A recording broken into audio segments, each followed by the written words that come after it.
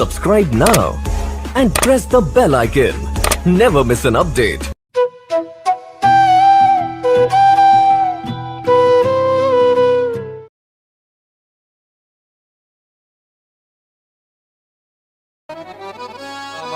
नमः रत्नेश्वर्यै नमः सर्वोपचारार्थे गन्धाक्षपुष्पाणि समर्पयामि चन्द्रमा मनसो जातजज्ञो सूर्यो अजायत श्रोत्राद् वायुश्च प्राणस्य मुखाद् अग्निरजायत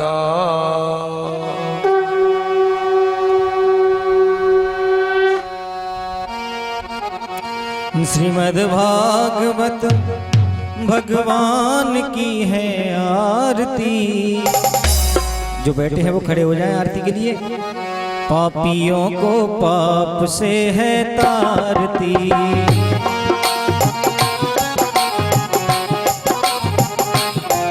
को पाप से है तारती। ये अमर ग्रंथ है मुक्ति पंक्ति, ये पंचम वेद निराला नव ज्योति जगाने वाला।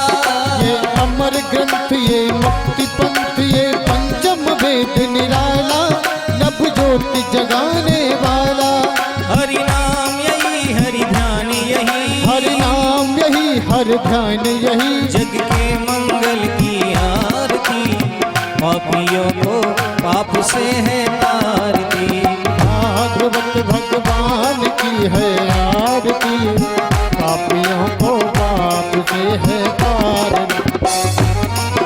ये शांति गीत पावन पुनीत, पापों को मिटाने वाला, हरि दर्शन कराने वाला। शांति गीत पावन पुनीत, पापों को मिटाने वाला, हरि दर्श कराने वाला। ये सुख करणी है दुख हरणी, करणी ये दुख हरणी। श्री मधुसूदन जी की आरती, पापियों को पाप से है तारती। भागवत भगवान की है आरती, पापियों को पाप से है तारती। ये मधुर बोल नव मंद खो, सद्मार्ग बताने वाला, बिगड़ी को बनाने वाला। ये मधुर बोल जगपंत कोल, सद्मार्ग बताने वाला, बिगड़ी को बनाने वाला।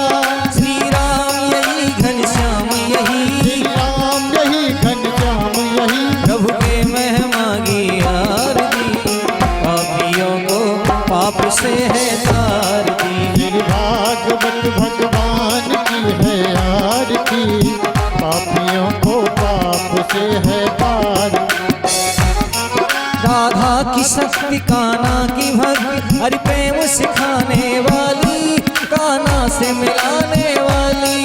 राधा की शक्ति कान्हा की भक्ति, हरि प्रेम सिखाने वाली, कान्हा से मिलाने वाली।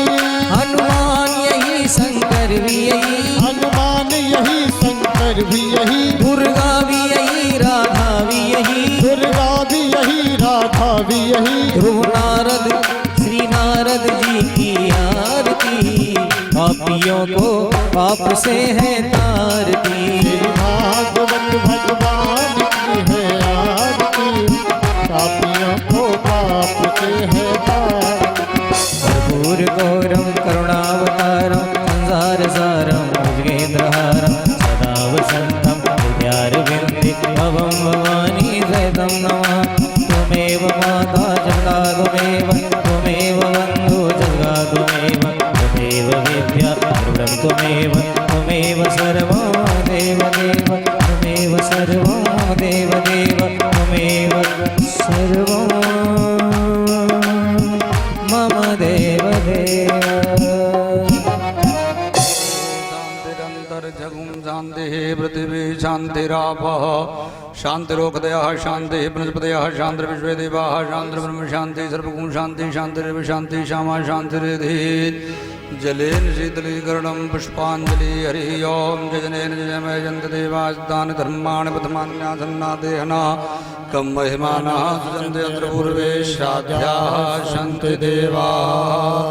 ॐ नानासुगन्धिपुष्पाणि यथा कालोद्भवानि च पुष्पाञ्जलिर्मया दत्ता गृहाण परमेश्वरः मन्त्रपुष्पाञ्जलिं समर्पयामि पुराणपुरुषोत्तमाय नमः।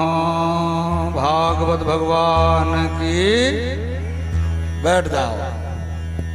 सभी धरती माता के चरण स्पर्श करते हुए व्यास मंच को दिल से प्रणाम करते हुए यथास्थान पर समस्त भक्तियां बैठ जाएंगे। जय जय श्री राधे, जय जय श्री राम।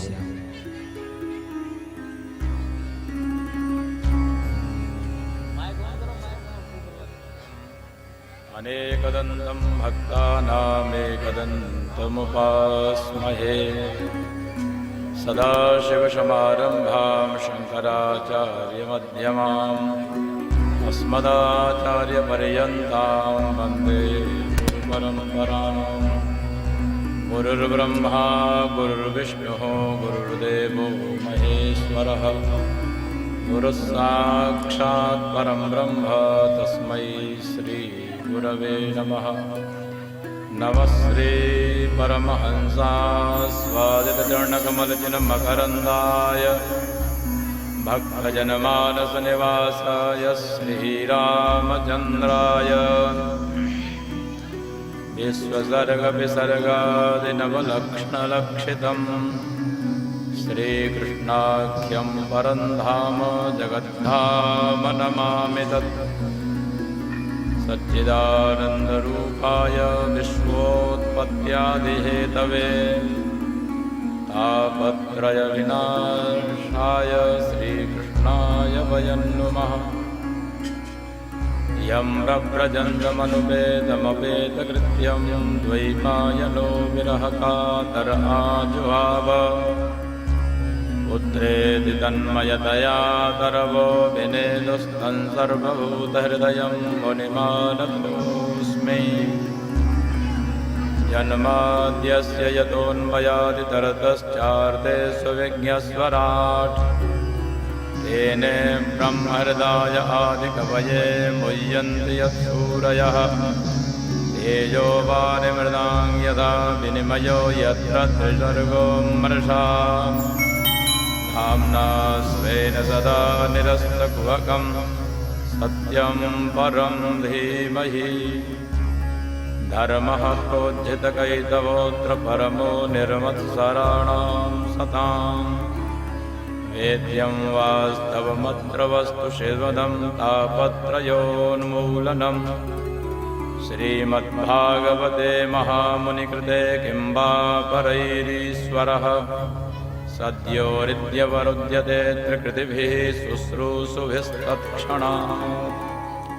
निगमकल्पतरोर्गलितं फलं सुखमुखादमृतद्रवसंयुतं पिबत भागवतं रसमालयं मुहुरहो रसिका भुवि भावुकाः। नारायणं नमस्कृत्य नरं चैव नरोत्तमं देवीं सरस्वतीं व्यासं ततो जयमुदीरयेत्। कृष्णं नारायणं वन्दे कृष्णं वन्दे व्रजप्रियं कृष्णं द्वैपायनं वन्दे कृष्णं वन्दे वृथासुतं। वसुदेवसुतं देवं कंसचाणूरमर्दनं देवकी परमानन्दं कृष्णं वन्दे जगद्गुरुम्।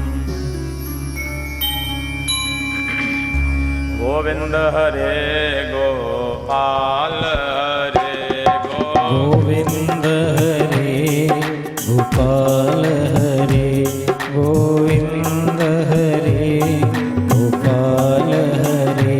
जय जय प्रभु दीन दयाल हरे।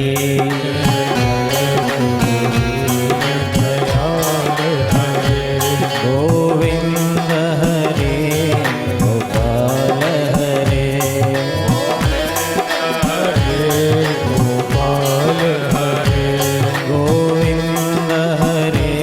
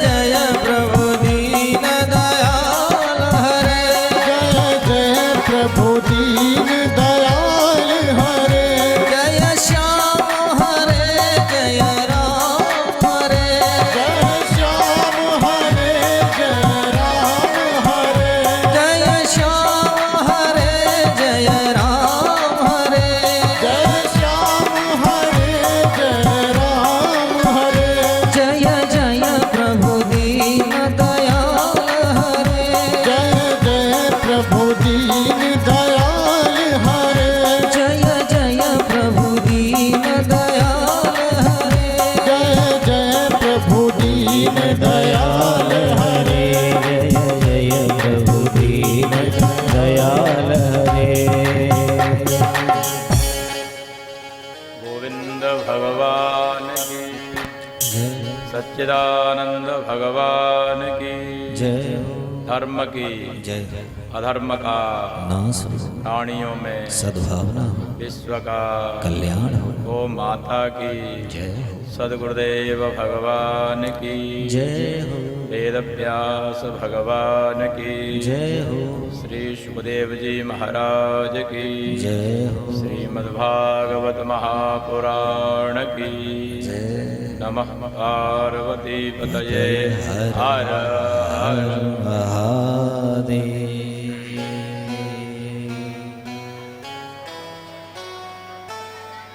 अकारण करुणा वरुणालय भक्तवांचा कल्पतरु नंद नंदन यशोदानंद वसुदेव नंदन भगवान श्री कृष्णचंद्र की असीम अनुकंपा से आज एकादशी श्रीमद् भागवत कथा के षष्ठ दिन में हम लोग प्रवेश कर रहे हैं। बहुत कोशिश की जा रही है जिसके स्वरूप का बखान भागवत के रूप में किया गया, उन भगवान का जल्दी से प्राकट्योत्सव मनाया जाए। बहुत प्रयास थे कल ही हो जाए, लेकिन नहीं हो पाया। आज भी पूरी कोशिश होगी जहां तक पहुंच पाएंगे, लेकिन हर हालत में कल भगवान का प्राकट्योत्सव मनाया जाएगा। तो कहीं मैं बह न जाऊं, इसलिए पहले सूचना आपको दे दे रहा हूं। भगवान की कृपा रही, भगवान की इच्छा रही तो कल हम लोग भगवान का जन्मोत्सव मनाएंगे। कृष्ण जन्म की कथा पूर्वाह्न में ही कल होगी और गोवर्धन लीला, गोवर्धन पूजन प्रायशः कथा के समाप्ति के समय प्रायः होने का विचार है। तो आप लोगों को सूचना दे दी गई है। भगवान के जन्मोत्सव में जितनी जल्दी संभव हो सके आने की कोशिश करिए। अच्छा, कई दिनों से कुछ विघ्न से थे तो हम लोग थोड़ा लेट हो जाते थे। विगत 3 दिनों से देख रहे हैं, अब हमारा कोई दोष नहीं है, अब तो दोष कहीं दूसरी जगह है। कहाँ है आप लोगों को पता है। कथा भले ही 11 दिन की है, लेकिन कथाएं एक ही दिन में एक ही कथा नहीं हो पाती। अब कथा प्रारंभ होते होते 12 बज गए, 12:15, 4:30 बजे खत्म। आज की पूर्ण भी करनी है, तो कैसे हो। सवारी ना हो तो गाड़ी कैसे चले, और गाड़ी चले तो फिर समस्या है। जिसके लिए हो रही है वही नहीं बैठ पाए। बस की सेवा जिसके लिए लगाई गई है, वो जो है यात्री ही नहीं आए तो बस समय पे छूट जाएगी, तो फिर क्या होगा। इसलिए आप सभी के सहयोग की बहुत आवश्यकता है। ठंडी भी नहीं है, दिन भी बड़ा हो रहा है, धूप भी अच्छी हो रही है, बहुत ज्यादा कार्य भी नहीं है, तो समय पे आए। 11 बजे आकर के हमें लगे कि अब तो हमें चलना ही चाहिए, लेकिन श्रोता एक भी नहीं दिखाई देता, तो भगवान की कथा का कहीं अपमान न हो जाए, इसलिए हम लोग भी श्रोताओं की प्रतीक्षा में रहते हैं, श्रोता जल्दी आए। हालांकि आप लोगों का भी दोष नहीं है। जब यहां से प्रारंभ होता है कि भाई अब आरती शुरू होगी, अब चलो, तो यदि ऐसा ही है कि आरती से ही घंटा बाबा आवे तब घंटा बजे, तो 11:15 बजे से कल से आरती शुरू कर देना। 11:15 बजे आरती शुरू हो जाएगी। उसी तरह से यज्ञ यागादि के जो कार्य हैं उनको आगे बढ़ा लो। आरती के हिसाब से सब लोग चलते हैं तो चलो ऐसा ही करेंगे। कल से कथा ठीक 11 बजे प्रारंभ हो जाएगी। मंगलाचरण 11 बजे प्रारंभ हो जाएगा, आरती पूर्ण हो जाएगी। सच्चिदानंद भगवान की जय हो। कल के प्रसंग में आप लोग श्रवण कर रहे थे देवहूति और कपिल का संवाद। देवहूति जी को कपिल ने सांख्य शास्त्र का, योग शास्त्र का, भगवान की भक्ति का बड़ा सुंदर मार्मिक उपदेश किया। ये एक एक उपदेश अपने आप में बहुत गर्भित हैं। इनमें भगवदीय तत्व छिपा हुआ है और एक एक अध्याय, एक एक प्रसंग, एक भागवत सप्ताह का जो समय है उसके लिए पर्याप्त है व्याख्या के लिए। उसमें भी हो पाए ये भी भगवान की कृपा है। खैर, संक्षेप में हम लोगों ने कल भगवान के कपिल और देवहूति का जो संवाद है, कपिल गीता, वो थोड़ी सी हमने समझने की कोशिश की थी। आइए आगे चलते हैं। चतुर्थ स्कंद में प्रवेश कर रहे हैं और 10वें स्कंद में भगवान का जन्म है। अभी भी 6 है। तो अब विहंगावलोकन न्याय से चलेंगे। एक होता है सिंहावलोकन न्याय और एक होता है विहंगावलोकन न्याय। तो विहंगावलोकन न्याय मुझे पता है आपको समझ में नहीं आएगा। विहंगावलोकन, विहंगी का जल्दी नहीं पता है तो विहंगावलोकन न्याय क्या है, लेकिन शास्त्रीय ये शब्द हैं, समझने की कोशिश करिए। तो आज उस दृष्टि से हम लोग विचार करते हुए चलेंगे। जैसे एक पक्षी यहां से उड़ा, बीच में कहीं नहीं, दूसरे वृक्ष पे जाके बैठता है, वहां से उठा, तीसरे पे जाके बैठता है। इसको ही बोलते हैं विहंगावलोकन, है ना। और एक होता है सिंहावलोकन। सिंह, विहंगा, जैसे पक्षी यहां से वहां चलता है उतना तो नहीं चलता, लेकिन फिर भी छलांग लगाता हुआ चलता है, थोड़ा सा कम। तो ये शास्त्र को देखने की, शास्त्र को समझने की, शास्त्र की व्याख्या की इस तरह के परिपाटियां हैं। एक है अक्षरशः, एक है पंक्तिशः, एक है प्रसंगशः। तो अलग अलग व्याख्याएं हैं। आज कुछ संक्षेप में जो विषय है उन पर प्रकाश डाला जाएगा, क्योंकि जैसा कि आप जानते हैं नींव पूरी पक्की हो चुकी है। जो उद्देश्य है उस उद्देश्य के दिशा में हम लोग पूर्ण रूप से आगे चल रहे हैं और आशा है जल्दी लक्ष्य प्राप्त हो जाएगा। मनोस्तु शतरूपायाम तिस्रः कन्याश्च जज्ञिरे आकुतिर्देवहूतिश्च प्रसूतिरिति विश्रुताः। जैसा कि पहले बतलाया गया, मनु जी की पत्नी जो शतरूपा, उस शतरूपा के माध्यम से मनु को 3 पुत्रियां हुई थी, जिनका पहले वर्णन है। फिर भी श्री सुखदेव जी महाराज राजा परीक्षित से और मैत्रेय मुनि उद्धव विदुर जी से इस प्रसंग को बता रहे हैं। तो 3 पुत्रियों के नाम है आकुति, देवहूति और प्रसूति। तो देवहूति का जो प्रसंग है वो कर्दम ऋषि के साथ में उनका विवाह हुआ, जो कि हम लोग 3 स्कंद में संक्षेप में उसको सुन चुके हैं। और एक पुत्री है जिसका नाम है आकुति।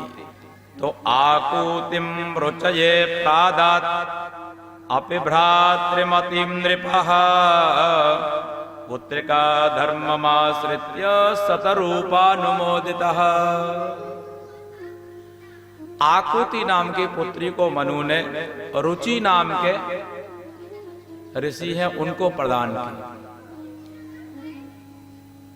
हालांकि आकुति के दोनों भाई हैं, प्रियव्रत और उत्तानपाद, लेकिन फिर भी भ्रातृमती होते हुए भी पुत्रिका धर्म को मान करके इसको जो है रुचि महाराज को दिया गया। और सतरूपा की भी यही इच्छा भी थी। सतरूपानुमोदितः पुत्रिका धर्ममाश्रित्य रुचये आकुतिम प्रादात। पुत्रिका धर्म वो होता है इस पुत्री से जो पुत्र होगा वो पुत्र हमारा होगा। इस तरह का पहले संकल्प करके, बात करके, ठीक करके, निश्चय करके उसके बाद में उसको दिया गया।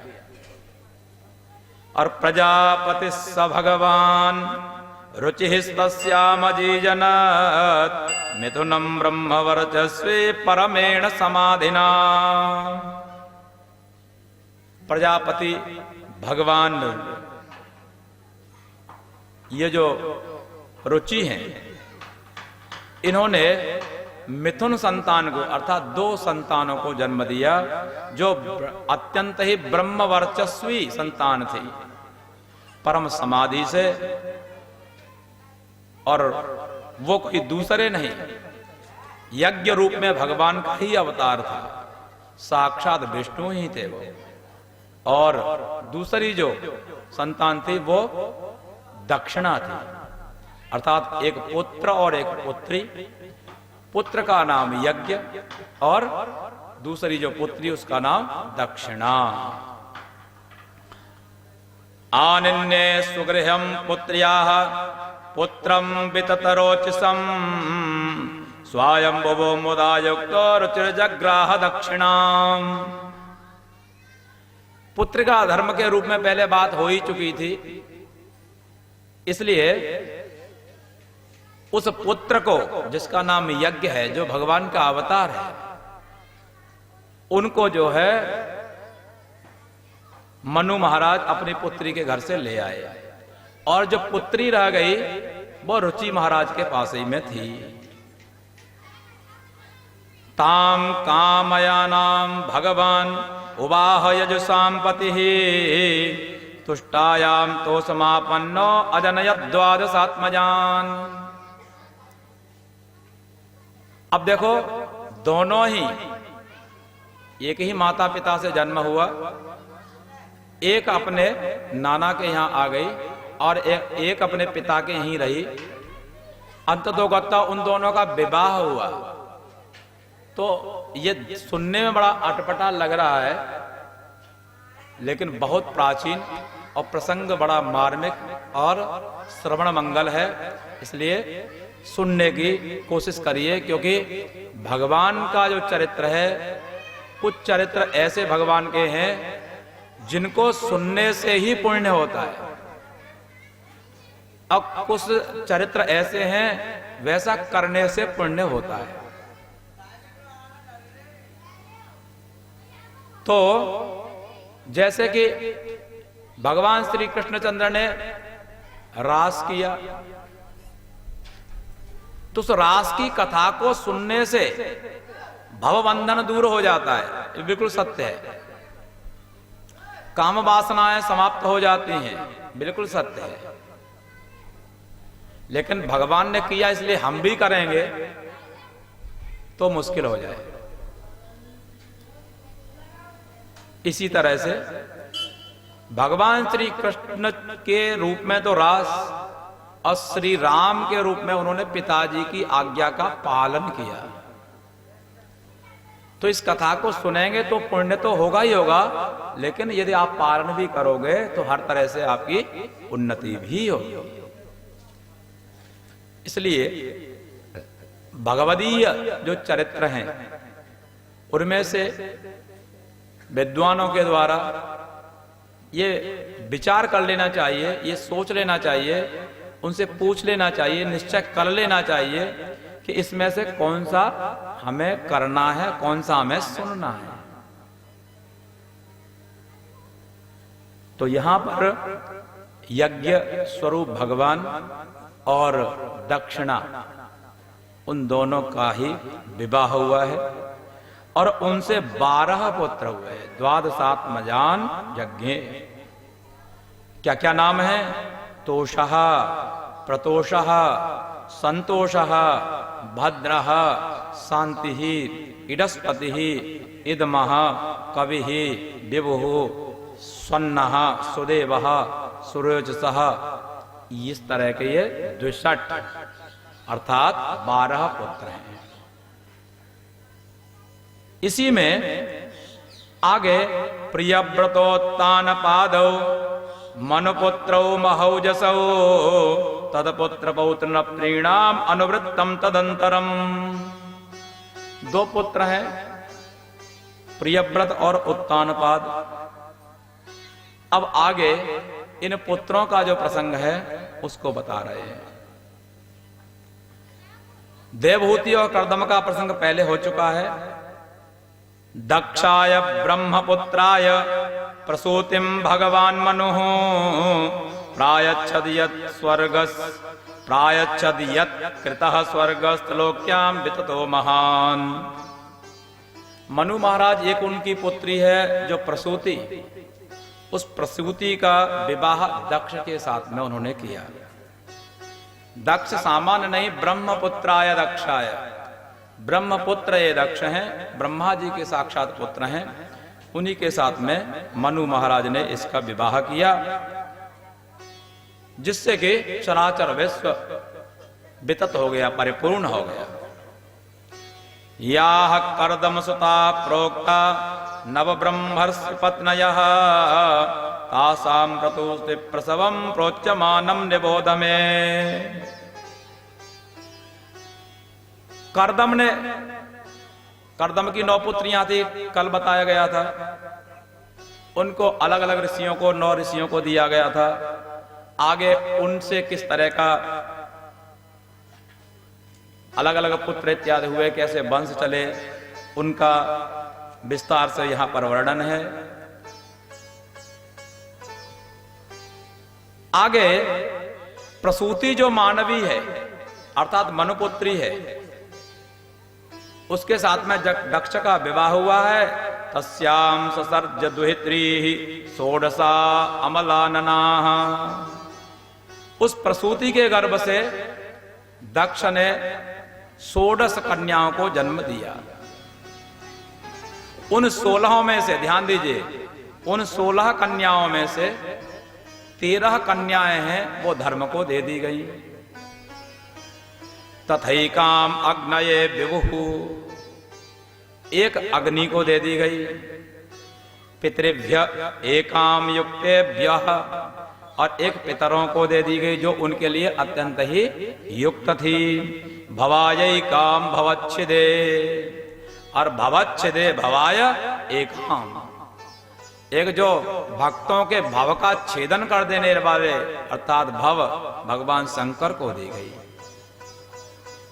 श्रद्धा मैत्री दया शांति पुष्टि तुष्टि क्रियोन्नति बुद्धिर्मेधा तितिक्षारेर मूर्तिर्धर्मस्य पत्नयः। जो धर्म को 13 दी गई उनके ये नाम है, अर्थात ये जहां जहां रहे समझ लो धर्म है। श्रद्धा, यदि आप अपने आप को समझते हो कि हम धार्मिक हैं तो आप में यदि श्रद्धा है तो समझ लो धार्मिक हो, श्रद्धा होनी चाहिए। मैत्री, लोगों में मित्र भाव होना चाहिए। दया, दया भाव होना चाहिए। शांति, तुष्टि पुष्टि क्रिया उन्नति, बुद्धि मेधा तितिक्षा, हरि, हरि का मतलब लज्जा ना। कुछ लोग ऐसे निर्लज्ज होते हैं, इतना क्रूर कर्म करने के बाद में भी उनको अपने आप को जाने क्या था, हमने जाने क्या गोवर्धन पर्वत उठा लिया गया। ऐसे लोगों का कभी कभी स्मरण होने पर रोमांच हो जाता है ये लोग वास्तव में इस पृथ्वी के भार हैं। ते भार भूता, ऐसे लोग इस पृथ्वी पर भारभूत हो गए। मनुष्य रूपेण मृगाश्च, मनुष्य के रूप में जरूर हैं, लेकिन वास्तव में ये पशु ही है।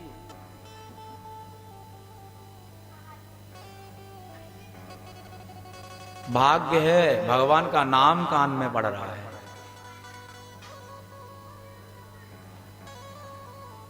पता नहीं वो सांस कब रुक जाएगी। आज तक किसी की कभी मनोकामनाएं पूरी नहीं हुई।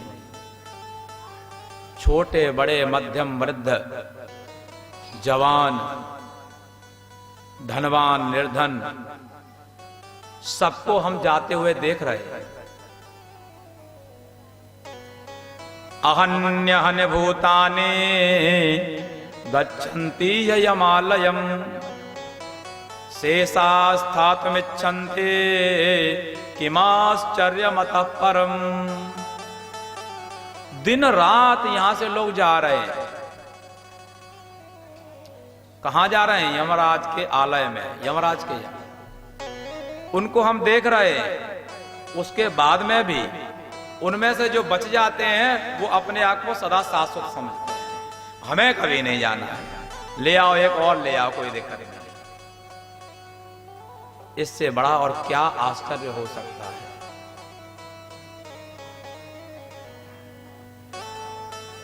इसलिए ये त्रिवेणी है। आपके गांव में, आपके दरवाजे पर, आपके द्वार पर, आपके घर पर यहां प्रवाहित हो रही है। अब यहां भी जो कहते हैं ना, चलो बहती गंगा में हाथ धो लो,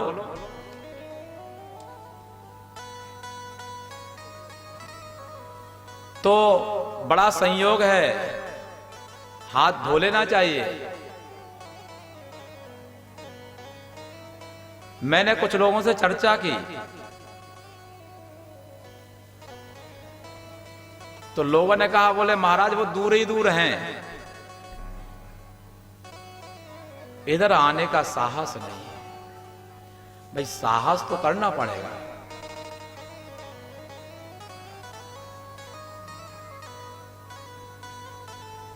और जगह तो जो कोई अपराध करता है तो उसको सजा होती है। यही दरबार एक ऐसा है, यहां सजा नहीं होती, यहां माफ होता है। तो इसलिए ऐसे दरबार को ठुकरा दोगे तो दरबार तो कहीं दूसरी जगह जाके लगेगा, लेकिन आपको फिर वो संयोग मिल पाएगा कि नहीं, ये संदेह है। इसलिए समझो और दरबार में आकर के भगवान के शरणापन्न हो जाए। गोविंद हरे गोपाल हरे गोविंद हरे गोपाल हरे गोविंद हरे जय जय प्रभु दीन दयाल हरे जय जय प्रभु दीन दयाल हरे जय जय प्रभु दीन दयाल जय जय प्रभु दीन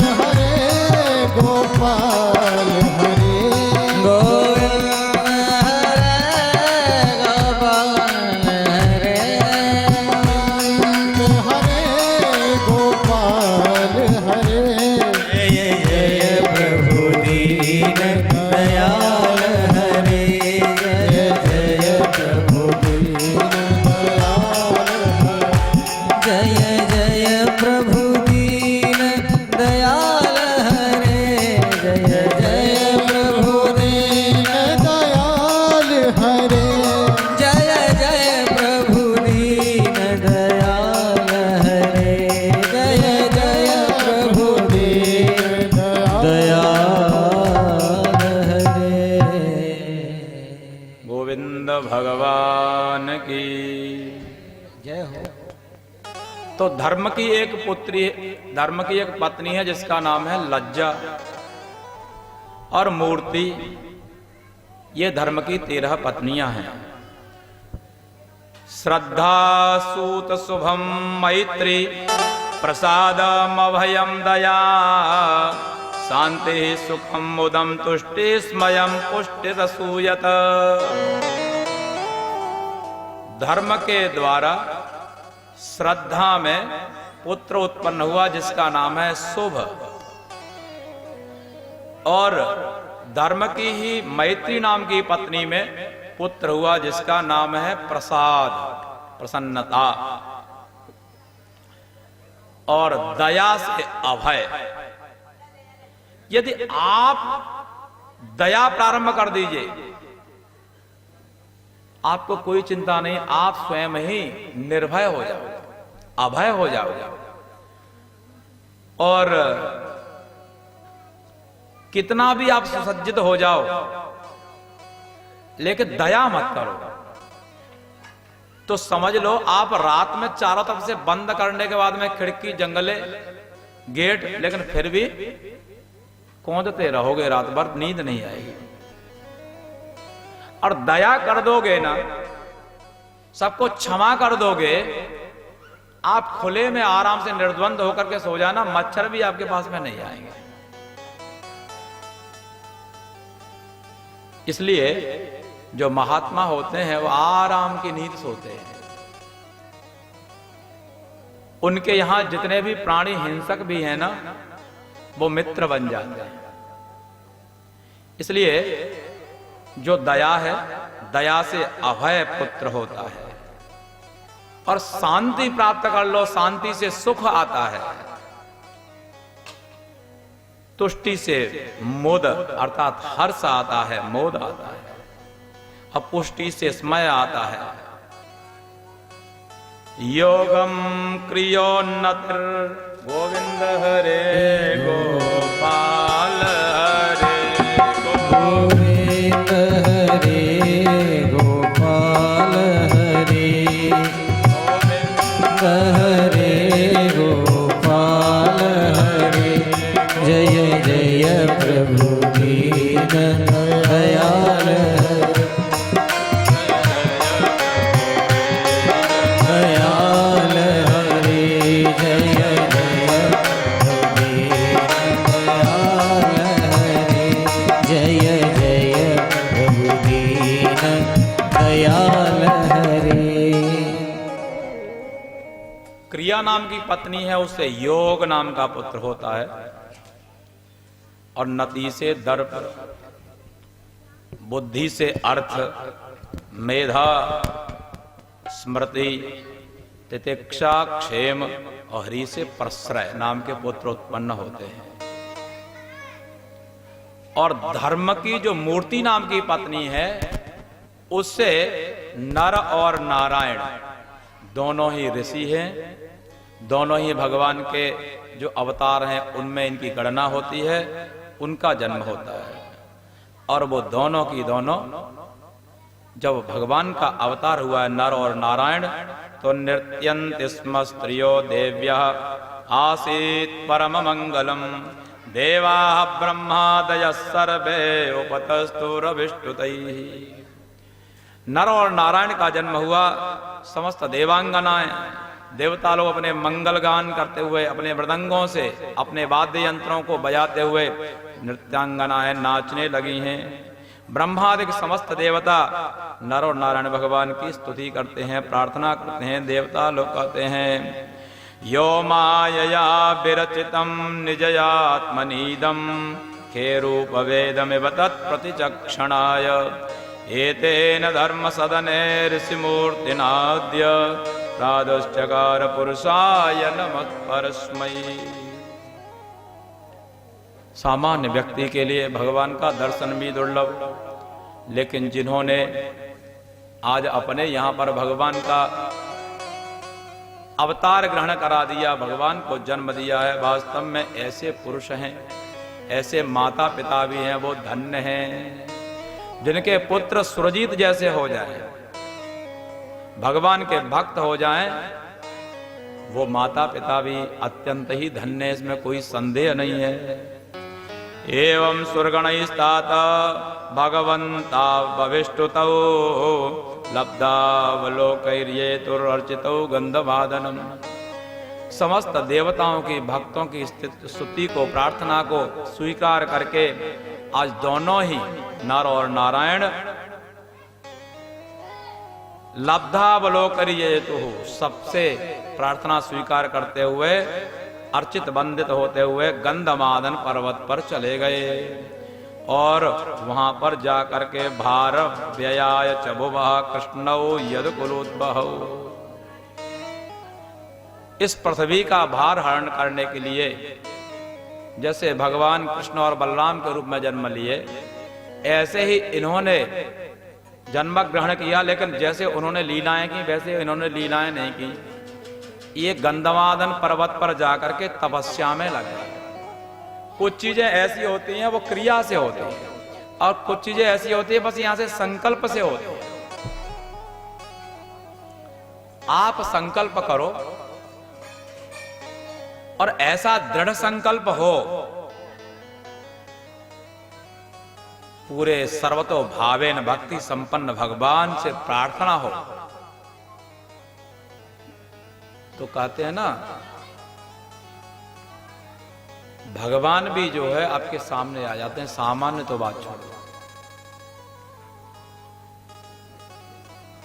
ये एक शास्त्र में बड़ा प्रसिद्ध है उदाहरण।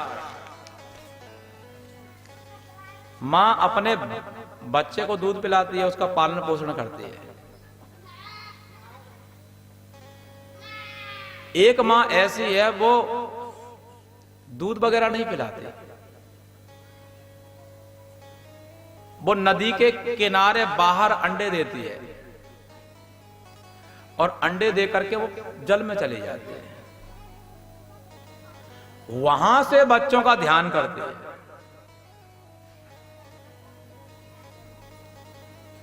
और उस मां के ध्यान से ही वो बच्चे अंडों से निकलते हैं और धीरे धीरे बड़े होकर के वो मां के पास में पहुंच जाते हैं।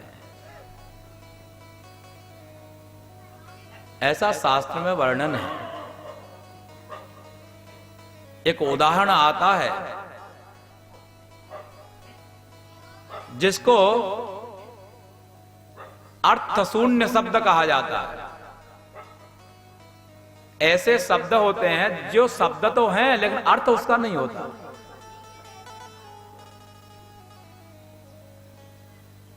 ऐसा कभी देखा है आपने, सुना है? नहीं सुना। अच्छा,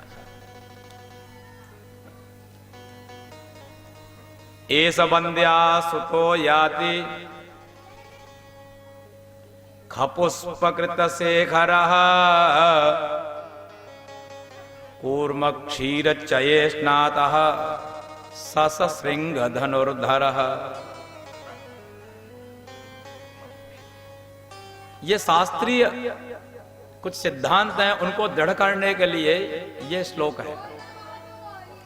इसका अर्थ ये है, ये बच्चे भी इधर पीछे कथा कर रहे हैं।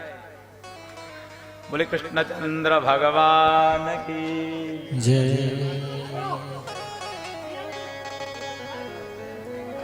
बच्चों की कथा बड़ी मधुर होती है।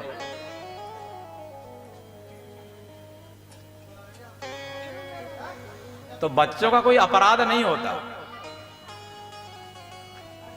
बच्चे वही बोलते हैं जो हमने उनको सिखाया है, इसलिए बच्चों का कोई दोष नहीं है।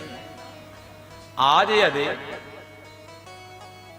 मैंने पहले भी कहा था, फिर भी सुनो, अब पिता आप हो तो सुनेगा कौन?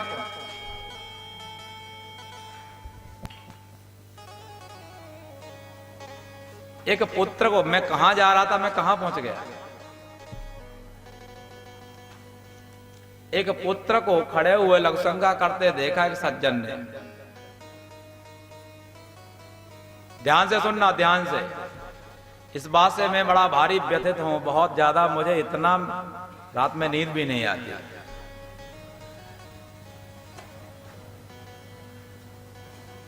मैं अपने दुख से दुखी नहीं हूं,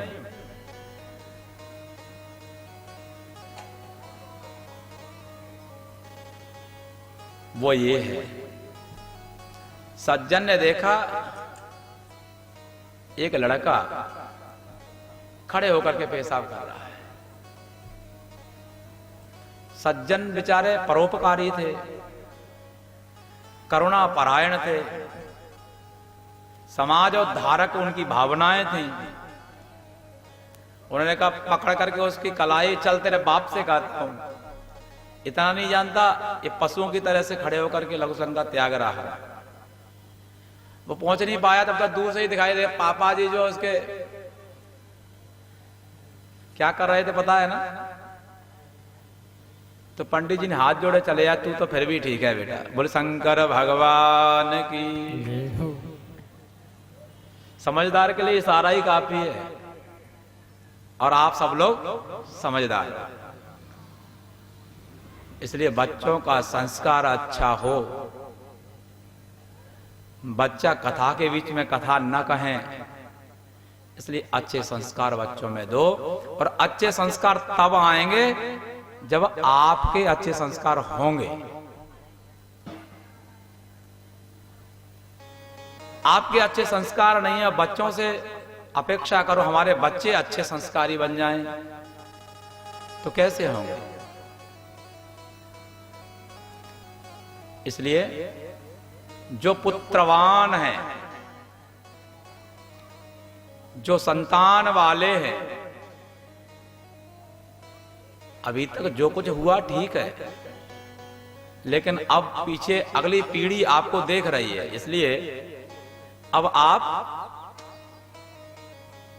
हर तरह से अपने आप को संयमित कर लो, अपने आप को सजग कर लो।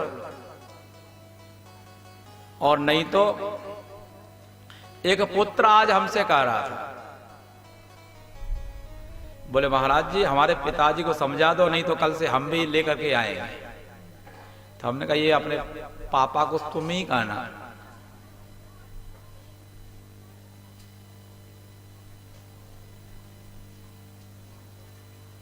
तो इसलिए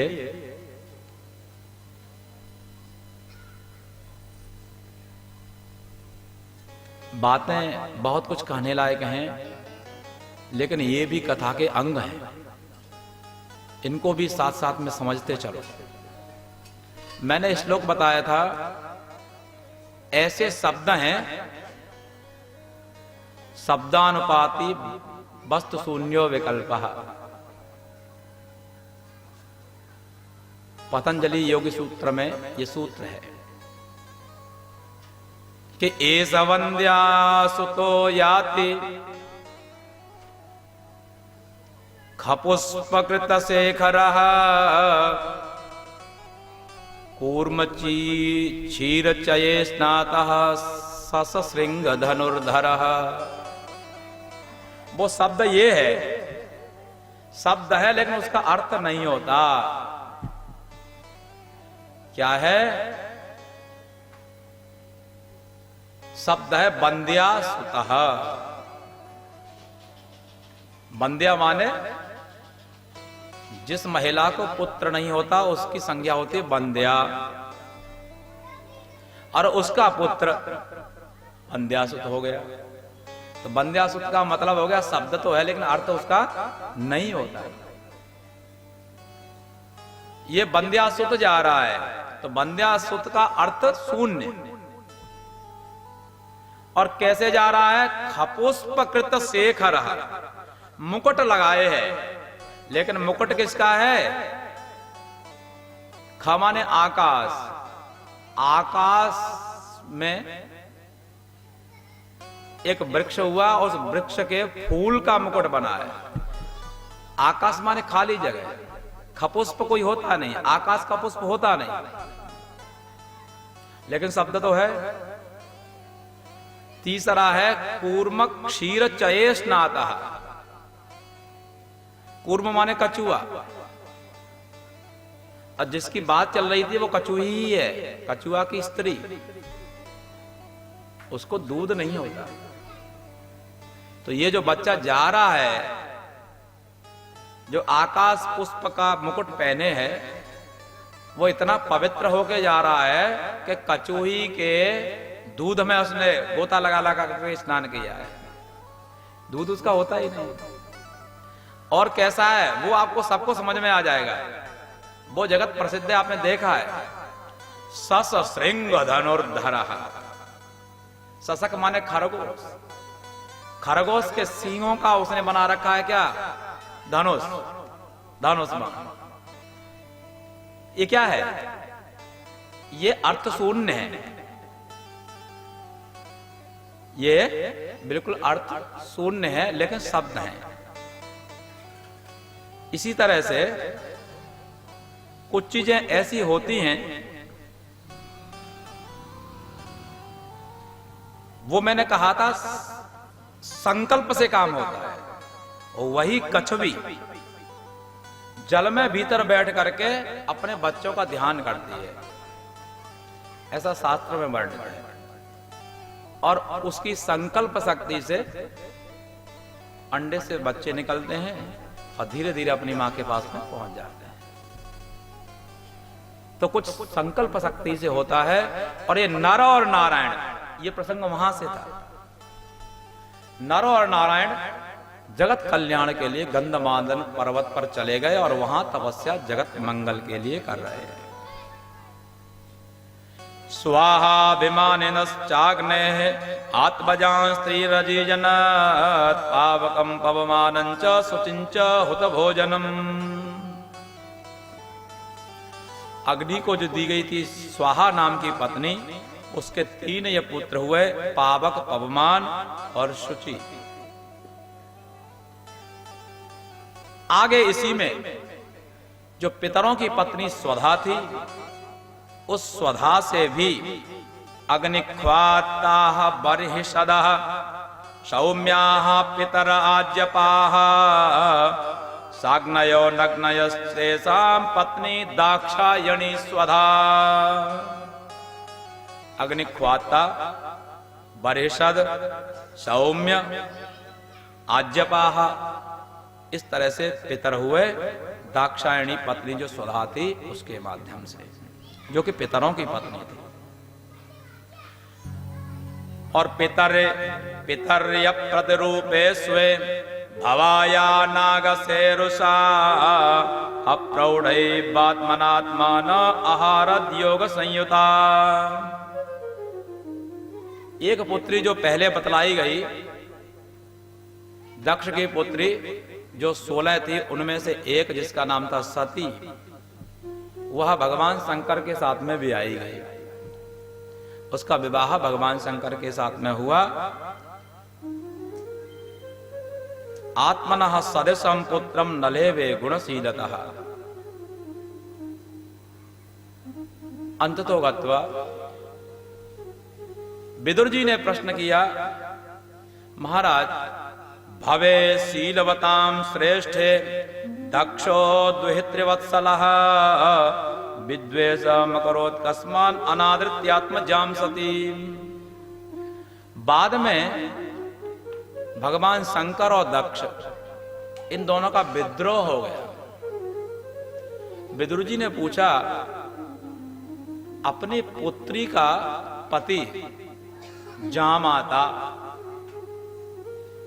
जामाता तो बड़ा प्यारा होता है, जामाता के साथ में ससुर का कैसे विद्रोह हो गया, कैसे 36 का आंकड़ा हो गया?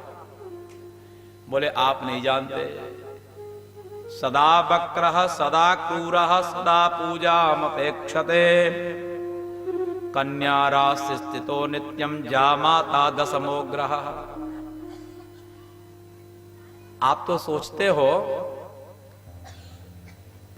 कि पुत्री का विवाह कर दिया, अब निश्चिंत हो गए, लेकिन पुत्री का विवाह करके एक और ग्रह को आप पाल लेते हो। पुत्री के विवाह से पहले कितने ग्रह होते हैं? 9। सूर्य, चंद्र, मंगल, बुध, बृहस्पति, शुक्र, शनि, राहु और केतु। शास्त्रों में बताया नहीं, आपको पता नहीं, 9 नहीं 10 ग्रह होते हैं। 10वां कौन सा है? बोले जामाता दशमो ग्रह। बोले कौन सी राशि पर रहता है? सभी ग्रहों की कोई न कोई राशि होती है और इसका शील स्वभाव कहाँ उच्च कहाँ नीच कहाँ दृष्टि है इसकी। किसी की सप्तम दृष्टि है, किसी की पंचम दृष्टि है, किसी की तृतीय दृष्टि है, किसी की एकादश दृष्टि है, अलग अलग दृष्टि है। बोले इसका स्वभाव है सदा वक्र। आप जो भी कहोगे उसको मानेगा नहीं, सदा वक्र रहेगा। स्वभाव सदा क्रूर। बहुत अच्छा। अन्य जो ग्रह हैं वो ग्रह तो जब उनकी दशा अंतरदशा प्रत्यंतरदशा सूक्ष्म प्राण इत्यादि आती हैं तब वो अपने शुभ या अशुभ फल को देता है। लेकिन ये ग्रह एक ऐसा ग्रह है सदा पूजाम अपेक्षत है, सदा चाहता है सदा हमारी पूजा करे। कौन सी राशि पर रहता है? तो शास्त्रकार कहते हैं कन्या राशि स्थितो नित्यम, कन्या राशि पर रहता है। ऐसा जामाता ही दशम ग्रह है। बोले शंकर भगवान की।